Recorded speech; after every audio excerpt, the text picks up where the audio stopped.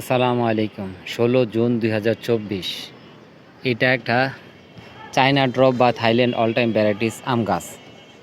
এই গাছটার ভিতরে আমি মাল্টি গ্রাফটিং করছি কয়েকটা। এটা হচ্ছে থাইল্যান্ডেরই, এটা হচ্ছে কাটিমন। এই যে এইখান থেকে গ্রাফটিং করছি।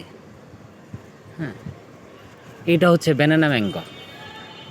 এটা হচ্ছে অরিজিনাল যে চায়না ড্রপ বলে বা থাইল্যান্ডের অল টাইম ভ্যারাইটিস বলে এটা।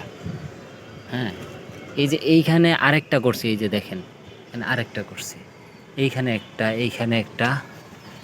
হ্যাঁ, এটা হচ্ছে গিয়া আমি করছি কাটিমনের পাতা। যারা গাছ চিনে অবশ্যই তারা ভালো করে বুঝতে পারবে যে কাটিমনের পাতা কোন। এটা হচ্ছে কাটিমনের পাতা, একটু লাইট গ্রিন থাকে। এটা তো চায়না ড্রপ, এটা আলাদা। হ্যাঁ, এইটা হচ্ছে আমি যেটার জন্য ভিডিও করতেছি, এটা হচ্ছে গিয়া আপনার ব্যানানা ম্যাঙ্গো। আমি এই জিনিসটা একটু আগে ছাদে উঠে দেখা আমি আশ্চর্য হইলাম, যে বিষয়টা আমি বুঝতেছি না যে কী হইলো আর কি হইতেছে।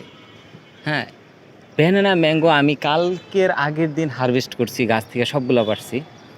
এই গাছে ফুল আসলো, এটা আমার মাথায় কাজ করতেছে না। ব্যানানা ম্যাঙ্গো এখন ফুল আসছে, আমি ডেটটা আপনাদের জানাইছি। 2024 16 জুন, ঈদের একদিন আগে। এই জিনিসটা দেখে আমি খুব আশ্চর্য হইলাম। আর এটা হচ্ছে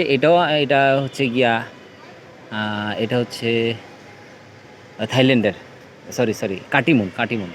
এটায় ফুল আসছে।